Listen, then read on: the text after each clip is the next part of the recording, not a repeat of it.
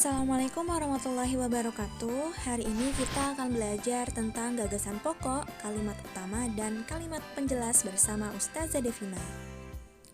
Selamat datang teman-teman. Siapkan buku tulis dan alat tulis yang nanti akan digunakan untuk mencatat poin-poin yang penting dalam pembelajaran kali ini. Baiklah, tujuan pembelajaran hari ini adalah saya harap teman-teman dapat memahami apa itu paragraf, gagasan pokok, kalimat utama, dan kalimat penjelas. Kemudian teman-teman juga dapat menjelaskan kembali pemahaman kalian tentang hal-hal tersebut kepada Ustazah. Langsung saja ya, paragraf itu apa sih? Paragraf adalah kumpulan dari beberapa kalimat yang berisi tentang satu ide pokok atau gagasan pokok. Sebuah paragraf memiliki unsur-unsur, yaitu ada gagasan pokok, ada kalimat utama, dan kalimat penjelas. Ciri-ciri paragraf itu salah satunya adalah menjorok ke dalam teman-teman, seperti pada paragraf ini yang saya tunjukkan tentang penjelasan pengertian paragraf. Itu di awal paragraf ada dimulai dengan menjorok ke dalam. Jadi jaraknya dia dikasih tab dulu ke dalam. Nah, selain itu juga dalam satu paragraf biasanya terdiri dari 2-4 kalimat atau mediumnya adalah 3 kalimat. Jadi rata-rata 3 kalimat. Insya Allah kalau paragraf teman-teman sudah memahami karena ini adalah pekerjaan kita sehari-hari ya teman-teman. Kita lanjut ke gagasan pokok. Gagasan pokok itu adalah inti dari isi paragraf tersebut. Biasanya terdapat dalam kalimat utama. Nah, gagasan pokok ini karena inti ada di kalimat utama biasanya itu tersaji secara eksplisit atau jelas atau tertulis dalam kalimat utama persis atau secara implisit, jadi tidak persis tertulis dalam kalimat utamanya. Jadi kita harus mikir dulu, oh maksudnya ini gitu. Sedangkan kalimat utama sendiri adalah sebuah kalimat yang mengandung gagasan pokok. Kalimat utama biasanya terletak di awal, ada yang di tengah, ada yang di akhir, dan ada yang campuran di awal dan di akhir. Nah, setelah ini kita bahas contoh-contoh kalimat utama berdasarkan letaknya. Yang pertama adalah kalimat utama berdasarkan letaknya yang di awal kalimat. Nah, letak di awal kalimat ini bisa disebut juga dengan deduksi. Contohnya, pada paragraf ini teman-teman bisa baca virus corona atau Severe Acute Respiratory Syndrome Coronavirus 2 atau SARS-CoV-2 atau yang disebut dengan COVID-19 adalah salah satu virus mematikan yang menyerang sistem pernapasan. Begitu mematikannya, virus ini menyerang manusia pada berbagai kalangan, mulai dari balita, remaja, orang dewasa hingga lansia. Selain itu, virus ini juga dapat menimbulkan infeksi saluran pernapasan seperti pneumonia. Terlebih, penyebaran virus ini sangat cepat, sehingga pada tanggal 11 Maret 2020, WHO resmi menetapkan bahwa virus corona sebagai pandemi global. Nah, karena ini adalah contoh kalimat utama yang ada di awal, berarti kalimat utamanya adalah virus corona atau Severe Acute Respiratory Syndrome Coronavirus 2 atau SARS-CoV-2 atau COVID-19 adalah salah satu virus mematikan yang menyerang sistem pernapasan. Nah, itu adalah kalimat utamanya. Sedangkan gagasan utamanya adalah inti dari kalimat utama, yaitu virus corona merupakan virus yang mematikan yang menyerang sistem pernapasan. Gitu. Kita bisa lihat bahwa dalam gagasan utama ini banyak kata-kata yang di kalimat utama dibuang. Contohnya adalah nama lain dari virus corona, karena itu sebenarnya nggak penting. Yang lebih penting itu virus corona gitu. Jadi inti dari kalimat ini adalah virus coronanya.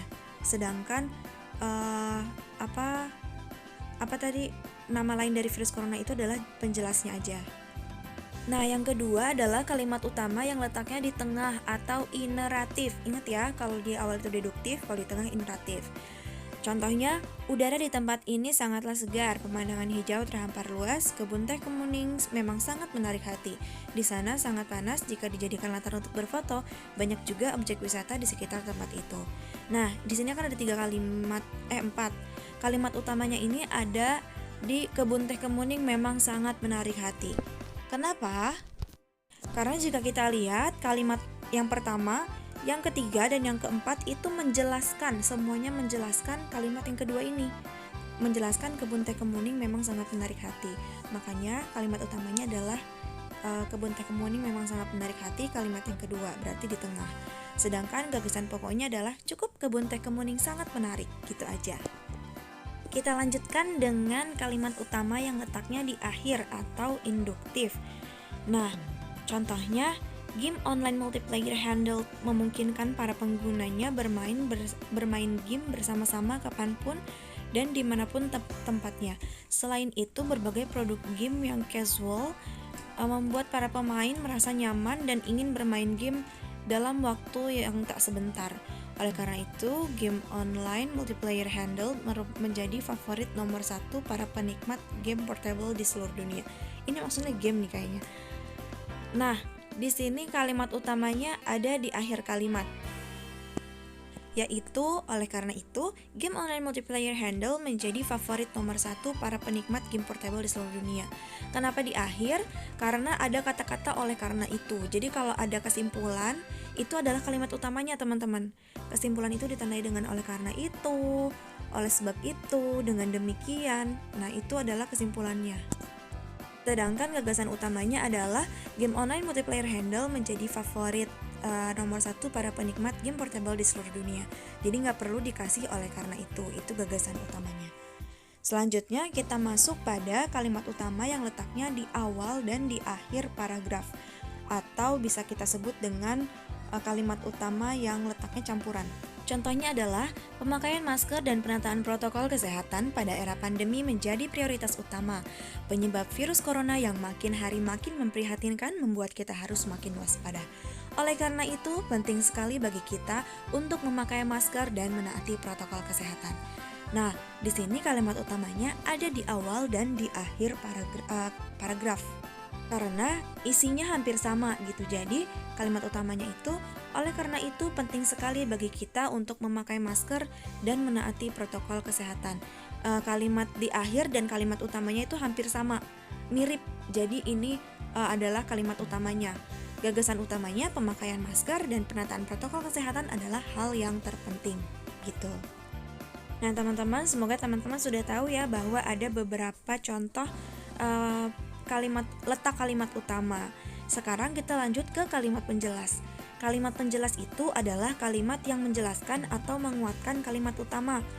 Caranya menentukan kalimat penjelas itu kita harus tahu dulu kalimat utamanya yang mana. Kalau udah tahu kalimat utamanya yang mana, maka kalimat yang lainnya itu adalah kalimat penjelas. Nah, contohnya adalah penyakit gigi pada anak berdampak pada kesehatan masa depannya. Salah satunya adalah struktur gigi yang tidak benar karena kerusakan gigi, terutama gigi susu. Sementara itu, sakit gigi karena gigi berlubang dapat mengganggu aktivitas belajar sehingga prestasi mereka pun menurun. Kalimat utamanya adalah penyakit gigi pada anak berdampak pada kesehatan masa depannya. Di awal, deduktif. Berarti kalimat penjelasnya adalah kalimat selanjutnya, yang lainnya sisanya. Yaitu yang pertama, salah satunya adalah struktur gigi yang tidak benar karena kerusakan gigi, terutama gigi susu. Yang kedua, sementara itu sakit gigi karena gigi berlubang dapat mengganggu aktivitas belajar sehingga prestasi mereka pun menurun.